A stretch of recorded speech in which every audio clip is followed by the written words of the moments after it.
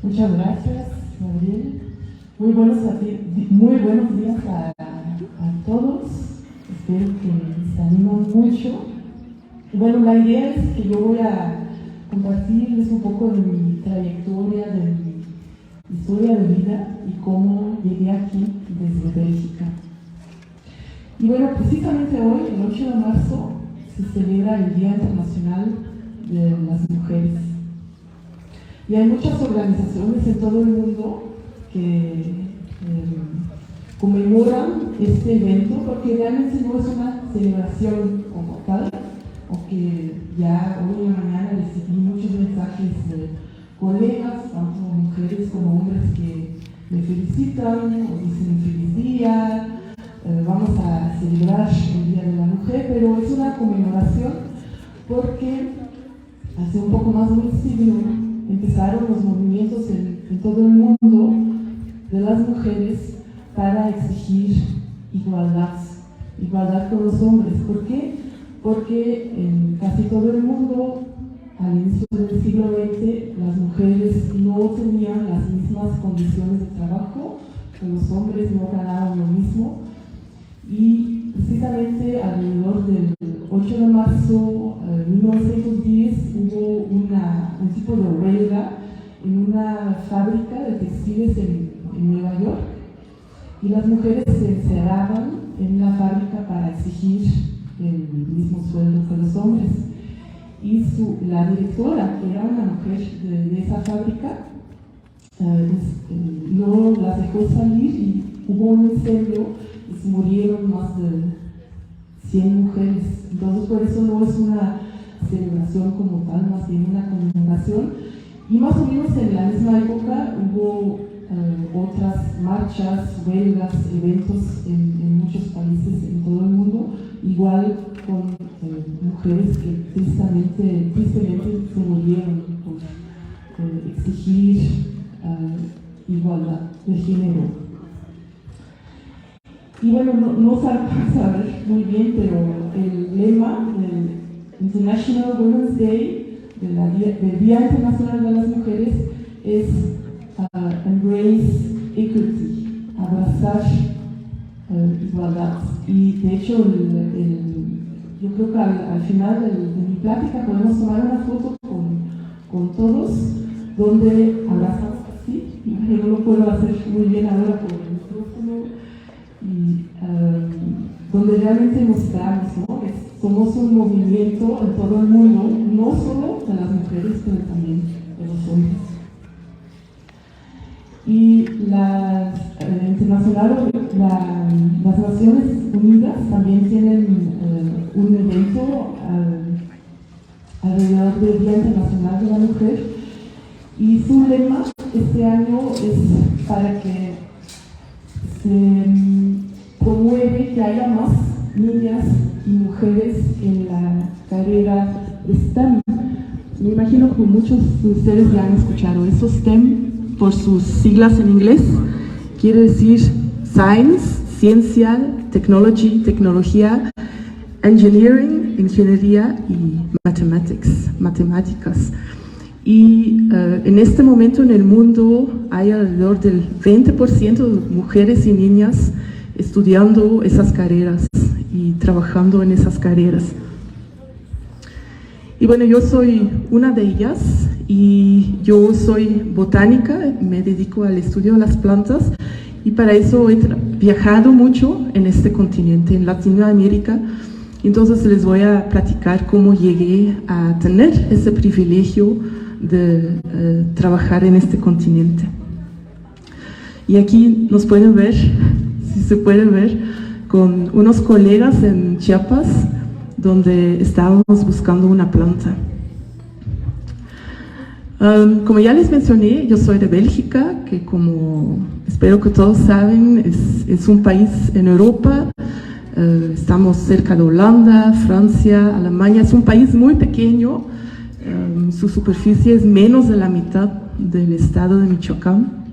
Y a pesar de eso, tenemos 3 idiomas oficiales: holandés, francés y alemán. Y pues en la escuela yo tuve que aprender además de holandés, que es mi idioma materno, tuve que aprender también francés y alemán. Nací en la ciudad de Gante, donde también nació Carlos V, hace más de 500 años. Es una ciudad hermosa, muy bonita, pero me vine aquí a Pátzcuaro igual, una ciudad hermosa, aunque claro, también muy diferente. Tal vez sepan o hayan escuchado de algunas especialidades de Bélgica, chocolates, cervezas, quesos, papas fritas. Son las cosas que extraño mucho, aparte de mi familia, cuando estoy aquí. Y desde muy pequeña tuve interés en la naturaleza. Mis papás tenían y siguen teniendo un jardín con muchas plantas. Mis abuelos tenían una granja. Aquí me pueden ver en un tractor. También siempre tuvimos mascotas. Entonces desde muy pequeña tuve ese interés. Aquí pueden ver la casa donde crecí, donde mis papás siguen viviendo. Y pues no se alcanza a ver, pero la casa tiene un nombre, se llama Wedeblum, que quiere decir flor del campo. Y efectivamente lo que no es tan común allá, mis papás viven en el campo, aunque cerca de la ciudad. Durante 12 años fui a la misma escuela. El sistema de educación en mi país y en Europa en general es un poco diferente al de aquí. Entonces son 6 años de primaria y 6 años de secundaria. Y tuvimos un uniforme verde, lo cual me gustó mucho. Y fue una escuela de puras niñas. Ahora ya no, o sea, la escuela sigue existiendo, pero ya es igual niñas y niños. Y pues tal vez no es lo ideal, pero pues así era, ¿no? Puras niñas. Y la formación que tuve es que realmente como niña, como mujer, puedes hacer lo que sea. No hay limitaciones, podemos hacer exactamente lo mismo que los niños, que los hombres. Aquí pueden ver mis papás al lado izquierdo. Yo soy hija única y desde muy pequeña viajamos en Bélgica y a otros países a ver jardines botánicos, jardines de castillos, museos, y realmente ahí nació mi interés para estudiar plantas. Aquí pueden ver la universidad donde estudié, también en la ciudad de Gante, y el jardín botánico, donde me gustó mucho ver las etiquetas de las plantas para conocer sus nombres científicos, pero sobre todo su distribución en el mundo. Eso fue un interés que también tuve desde muy joven. Aquí a la izquierda es como la Biblia de las plantas, de un botánico inglés, David Mabberley, que describe para todos los grupos de plantas, igual para qué se usan, cuál es su distribución. Y luego tuve el honor de conocerlo personalmente, y voy a alejar un poco. Y hace 2 años hasta describió una planta nueva para la ciencia con mi apellido, lo cual obviamente fue un gran honor. Y al lado derecho pueden ver mi primera pasión en las plantas que eran las plantas carnívoras, las plantas que comen insectos. Y mi tesis de licenciatura la hice con un grupo de plantas que se parecen a los pastos en Bina, en el oeste de África. Y siempre se me preguntaba, ¿y por qué no viajaste a Bina, a ese país? Y pues dije, pues es que no hubo la oportunidad, pero sí me gustaría viajar. Nunca conocí a Bina, pero ya cuando apliqué en la universidad para la posición de asistente de profesor, les dije que para mí me pareció muy importante conocer las plantas en su hábitat original. Y aquí pueden ver mi profesor en medio y mi colega Lisbeth. Y realmente es cuando empecé a darme cuenta que a pesar de tener ese privilegio de poder dedicarme al inicio de mi carrera a lo que más me gustaba, el estudio de las plantas, que no iba a ser un camino fácil. Afortunadamente tuve a mi profesor, que realmente era un mentor que me apoyaba en todo, pero Lisbeth, ella decidió que para ella era demasiado complicado combinar la vida familiar con la vida profesional, y es algo que encontramos por todos lados, pero también es un prejuicio que no se puede combinar las dos cosas. Entonces ella no terminó su doctorado y salió antes, y ahora está trabajando en un municipio, pero también con cosas de plantas. Y aquí pueden ver mi tesis de doctorado. Trabajé 5 años en la tesis. Trabajé con un grupo de plantas relacionado a la pimienta. Y para ese estudio es cuando empecé a viajar para estudiar las plantas en su hábitat, para colectar las plantas y para tenerlas en la colección viva que teníamos en el jardín botánico. Y dediqué ese libro, porque finalmente es un libro que se publicó a mis papás, y bueno, Formen Others, y a mis plantitas.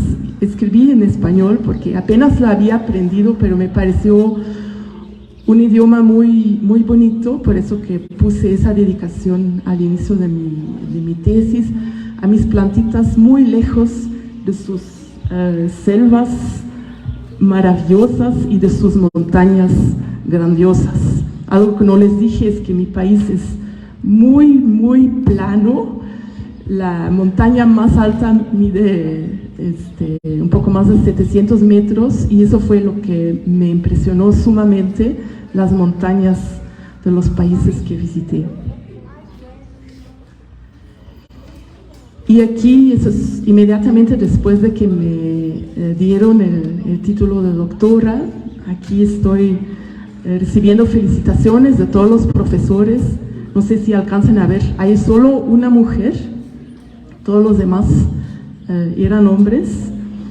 Y algo del cual estaba muy consciente en ese momento es, aquí es un inicio realmente. Muchos piensan es un fin. Ya tengo el título de doctor o doctora y ya no, pero ahí uno empieza a trabajar ya de manera independiente. Uno ya tiene que obtener los fondos, o buscar las plazas donde uno va a trabajar, etc.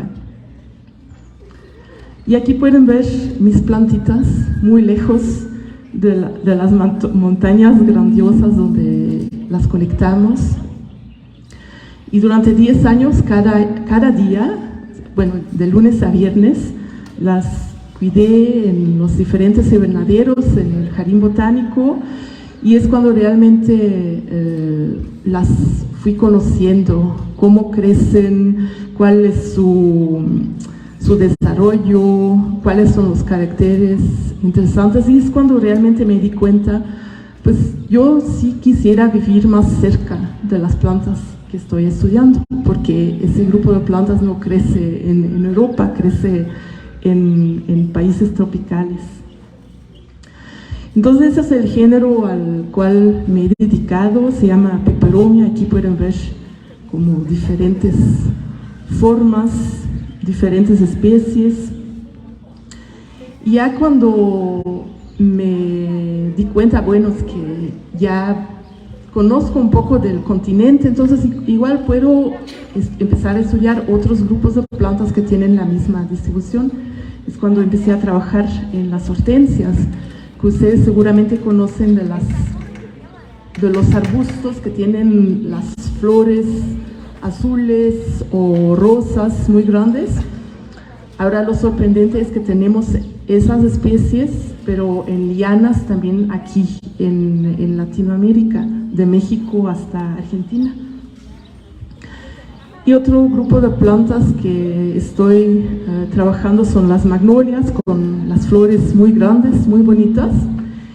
Y es también durante ese estudio que me di cuenta que muchas de las especies están amenazadas, ¿sí? Que realmente como botánico uno tiene que ir más allá que estudiar su diversidad o describir nuevas especies o estudiar su evolución, que realmente debemos hacer algo para su conservación. Entonces, después de 10 años, yo ya no veía tanto futuro en la universidad donde estaba trabajando, y es cuando apliqué para una plaza de botánico aquí en el INECOL. Y aparte de los grupos que ya estaba trabajando y que sigo estudiando, también tuve la oportunidad de iniciar otros proyectos y de aprender mucho más, cosas que nunca hubiera aprendido cuando me hubiera quedado en Bélgica, como trabajar en una revista científica. También trabajamos en una flora electrónica de la región, y desde hace varios años estamos trabajando en la evaluación del estado de conservación de especies de árboles que crecen aquí en México y en Centroamérica. Y es cuando nos dimos cuenta que muchas especies están muy amenazadas. Ahora, mis expediciones, mis viajes en el continente, yo he viajado obviamente mucho en México, también en algunos países en el Caribe y en Centroamérica, y también a bastantes países en Sudamérica, todo eso en colaboración con colegas locales, estudiantes locales, y siempre respetando también las leyes locales. Y aquí pueden ver, seguramente ustedes saben, ¿no?, de las prensas para secar las plantas. Aquí tengo una imagen de una prensa del siglo XVIII, y al lado derecho una prensa que nosotros hemos usado en los viajes. Y por eso mucha gente tiende a pensar, no, pues lo que los botánicos hacen es algo muy obsoleto, y no es así. Realmente es lo fundamental para conocer la diversidad. Para poder conservar esa diversidad de plantas tenemos que colectar y explorar. Y aquí también arriba pueden ver algunas imágenes de un viaje de botánicos españoles en este continente. Y abajo pues ya no usamos caballos o mulas para todo el viaje. Puede ser en algunas localidades, sí, usamos camionetas, pero finalmente las condiciones son bastante parecidas, como pueden ver aquí en el puente colgante, ¿no?, donde tuvimos que pasar con la camioneta.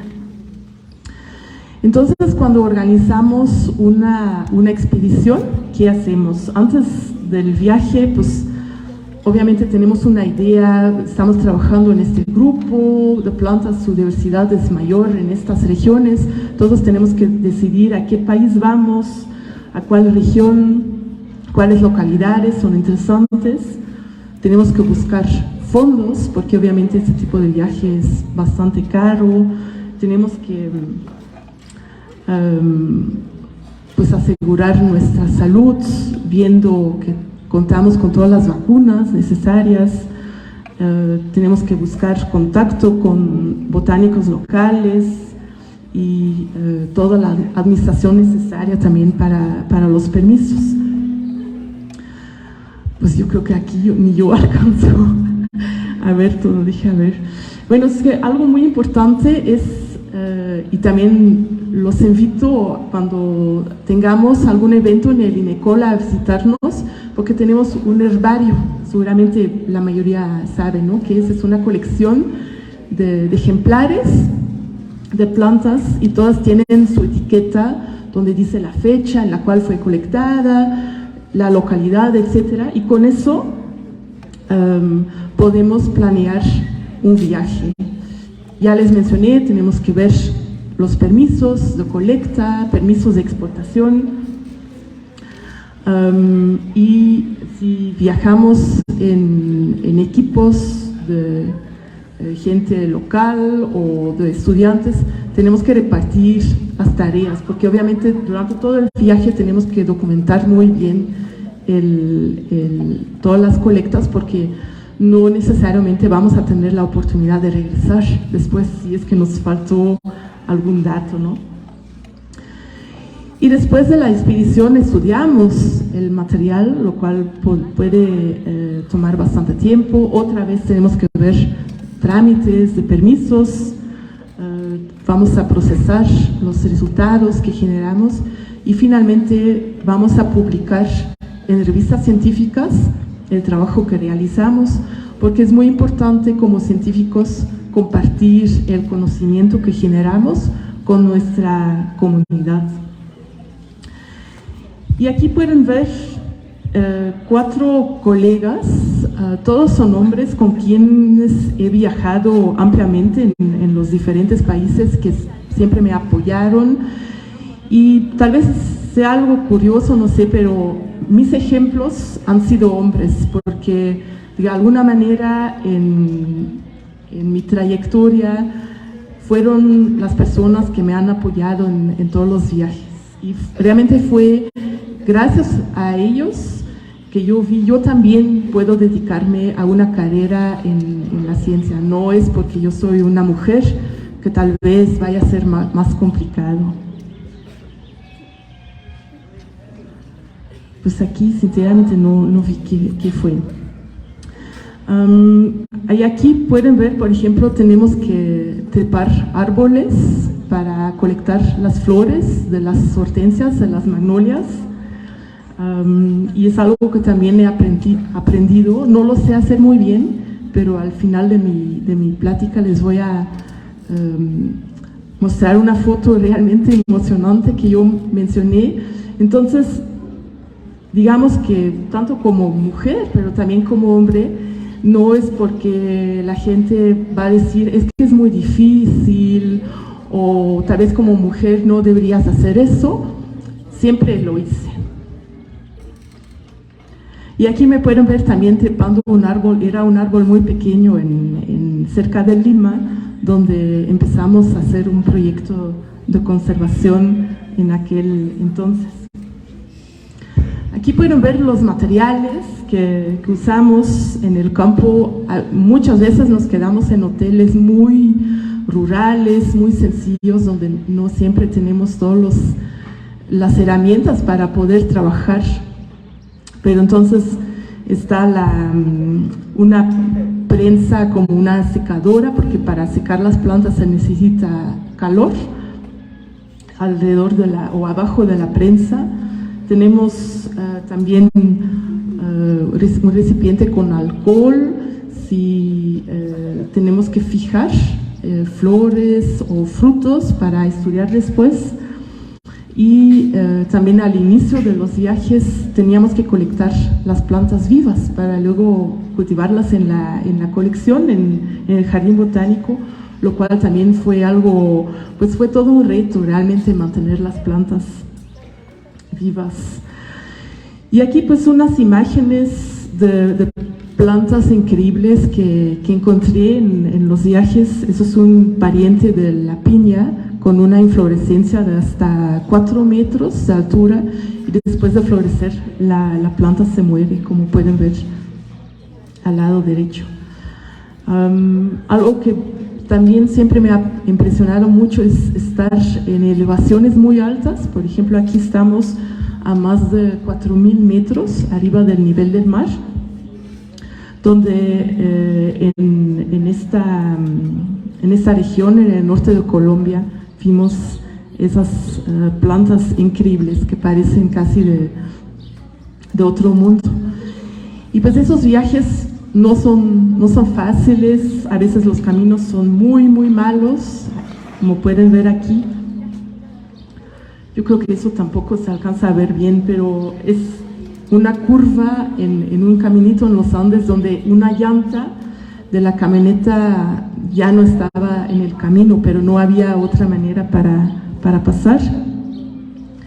Aquí igual todo tipo de fallas en los vehículos a veces, o bloqueos que no nos permitieron avanzar. Aquí otro tipo de bloqueo, un deslave. Eso fue un viaje muy complicado que hicimos en Bolivia, donde nos tuvimos que quedar en medio de la nada porque no había paso ni por un lado ni por otro lado, por deslaves.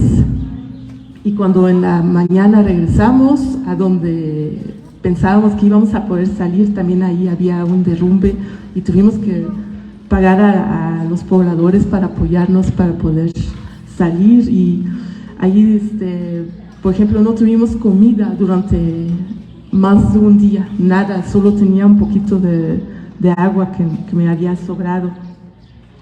Aquí espero que alcancen a ver esto. Eso es un hotel también en Bolivia que se llama Hilton, pero obviamente nada que ver con un Hilton de 5 estrellas, ¿no? También toda una aventura, los baños, a veces con calentadores eléctricos que me han dado choques, o lavabos que se cayeron. Y finalmente eso es algo que me ha enseñado, ¿no? Viajar y trabajar en condiciones pues muy humildes, y pues igual se podía hacer el trabajo bien.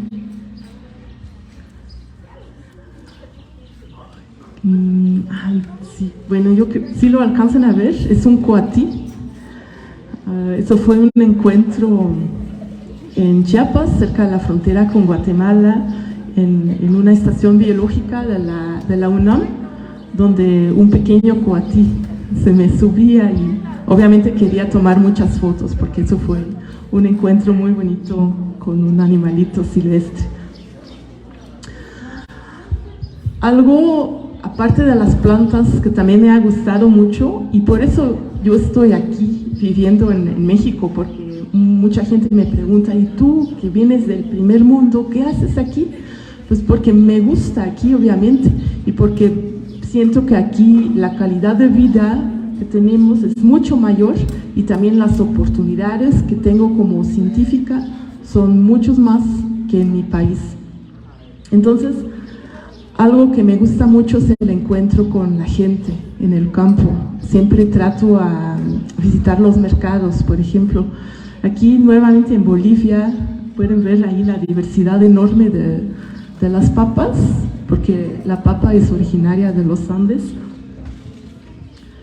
Aquí es el mercado, aquí en Pátzcuaro, donde lo conocí por la primera vez en 2007, y de hecho cuando vas ahora a esos puestos, ahí siguen las mismas señoras, y me llamó mucho la atención porque pues todas las verduras y frutas, todas las verduras que ellas venden igual las tenemos en Bélgica, pero aquí la manera de ponerlas en el piso me llamó mucho la atención, la diversidad, los colores, los paisajes. Eso también es algo extraordinario. Ya les dije, ¿no? Vengo de un país plano, entonces me gustan mucho las montañas. Aquí estamos en los Andes y vemos un lama.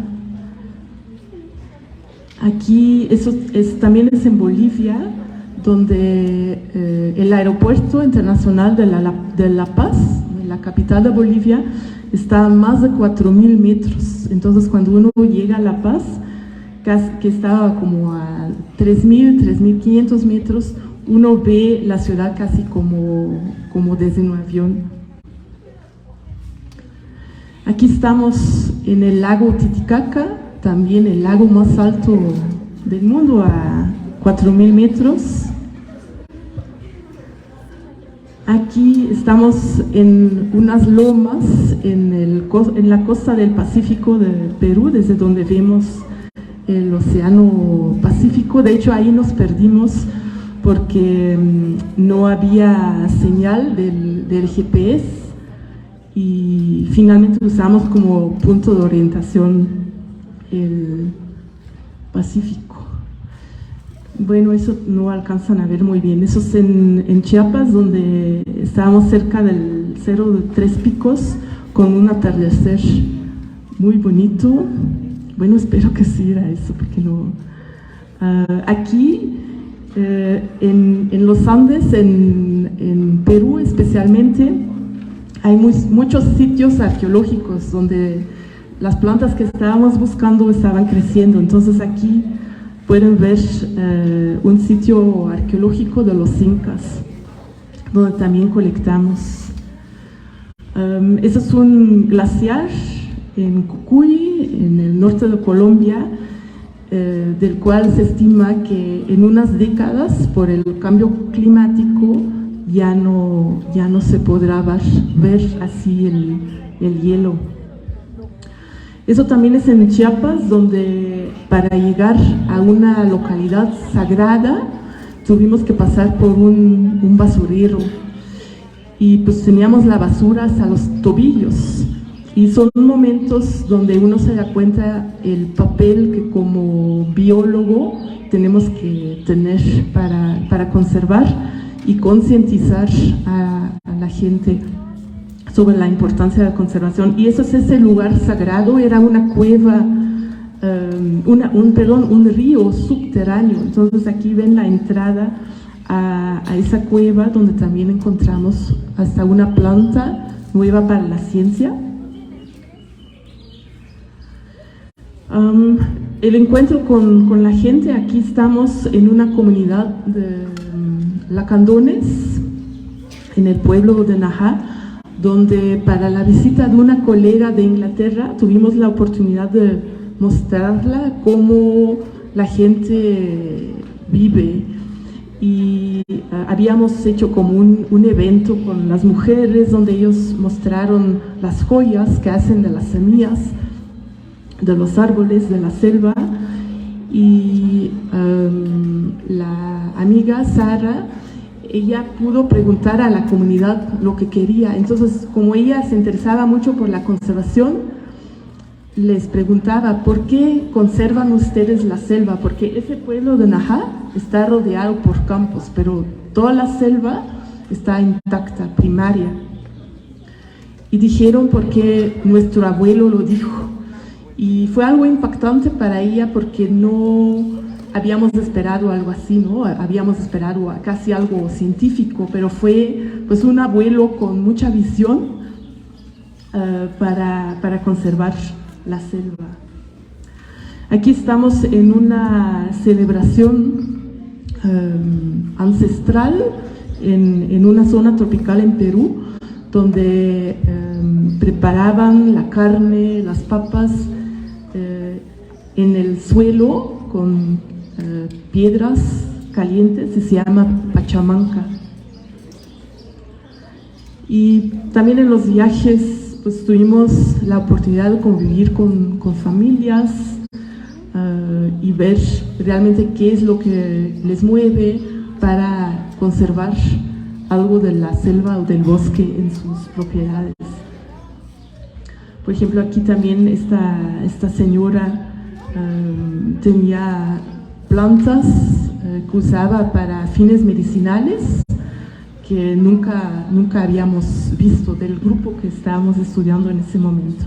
Aquí estamos en el Tacaná, igual en el sur de Chiapas, en la frontera con Guatemala, y ahí me llamó la atención cómo las niñas tenían que bajar cada día como más de 1000 metros para ir a la escuela, y obviamente en la tarde subir esos 1000 metros. Una visita que me impactó mucho fue en el norte de Perú, en un pueblo que se llamaba Nueva Esperanza, donde vi a estos niños y niñas, y pues realmente no me imaginaba que ellos y ellas iban a poder hacer algo más que quedar en ese pueblo. Fue algo muy impactante para mí, por eso que también que tomamos muchas fotos. y en algún momento realmente quisiera regresar para ver cómo les va.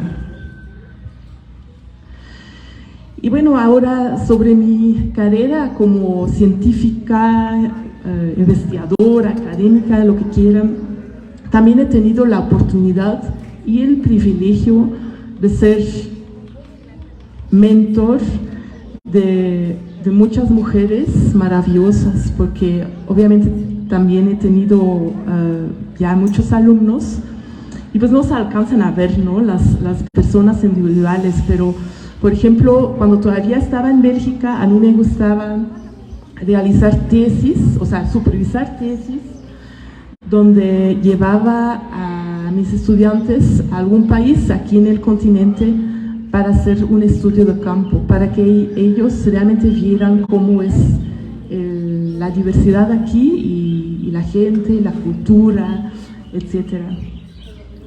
Y pues cada una de ellas tiene su historia y yo espero pues haber sido durante ese periodo que vivimos, que viajamos juntas o que colaboramos juntas, haberles podido apoyar, ¿no?, en lo que ellas querían. Y también he dado cursos en este continente, por ejemplo aquí en Lima, di un curso sobre las plantas con flor. Y eso es una foto después del examen que tuvimos que hacer y a pesar de eso todos estaban sonriendo. También aquí en el INECOL tenemos un evento cada año donde trabajamos con estudiantes como ustedes o incluso niños, y donde trabajamos con ellos durante 2-3 días para que vean cómo es realmente una carrera en la ciencia y que uno puede vivir de eso. Yo varias veces tuve un proyecto donde iba con los jóvenes al mercado en Pátzcuaro y luego comprábamos frutas, verduras e hicimos un análisis para estudiar la diversidad. También he trabajado aquí en la Sierra y la Costa con alumnos que de verdad tuvieron muy pocas oportunidades. Por ejemplo, aquí pueden ver a Efraín, un muchacho de Caleta de Campos que estaba estudiando la carrera de ingeniería en el Tecnológico Superior de Cualcomán, y él me había escrito y dijo que quería hacer algo con ballenas, y dije, uy, pero no, yo no sé nada más de plantas. Entonces hicimos un estudio de las plantas de su comunidad y realmente le gustó mucho y le cambió la vida. Y bueno, ya para terminar, aquí ven un evento de físicos y químicos en Bélgica, en Bruselas, en el Instituto Solvay en 1927. Y si pueden ver, aquí hay algunos científicos muy famosos como Albert Einstein, Niels Bohr, y hay una sola mujer que es Marie Curie, que es bueno, me voy a acercar, ¿no?, para mostrar. Mira, aquí está. La única mujer en esa foto. Imagínense, hace menos de 100 años hubo un evento de ese tipo y había una sola mujer. Es la primera mujer en ganar un premio Nobel y es la primera persona en ganar un segundo premio Nobel, porque ella trabajaba tanto en física como en química. Y pues realmente nos muestra cómo han cambiado las cosas, ¿sí? Pero no quiere decir que ahora que hay igualdad y todo. Entonces hay todavía un camino largo. ¿Y por qué? Porque si vemos que a la fecha menos de 30%, o sea, del total de científicos, hay menos de 30% son mujeres. ¿Y por qué? Pues realmente hay muchos prejuicios y estereotipos, y eso no es en la ciencia, realmente es en todo, que muchas veces uno piensa, no, pues como mujer no puedes hacer eso. Y no solo son hombres que piensan eso, también muchas mujeres piensan, no, pues yo no puedo hacer eso, será muy difícil, o no sé, podría hacer una carrera en la ciencia, No, yo creo que no. Entonces, por eso que hacemos ese tipo de eventos, para mostrarles sí se puede, no es fácil, para nadie es fácil, pero sí se puede definitivamente.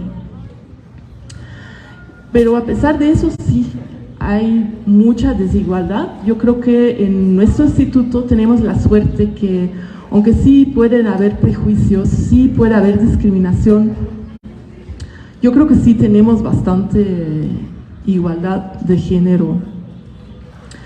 Y claro, también discriminación, eso también empieza ya desde muy joven, ¿no? Que puede ser que como mujer estás considerada como algo aparte en la ciencia o en esta disciplina, qué sé yo, pero es algo donde realmente desde ahora pueden trabajar en eso, no hay limitaciones, aunque ustedes piensen que sí, siempre vale la pena pues soñar y intentar y hacer del mundo pues un lugar un poco más amable. Y bueno, con eso quiero terminar. Es una foto que yo tomé en el norte de Perú, desde 30 metros arriba en un árbol, donde pueden ver un helecho arborescente. Y pues con eso termino. Muchas gracias.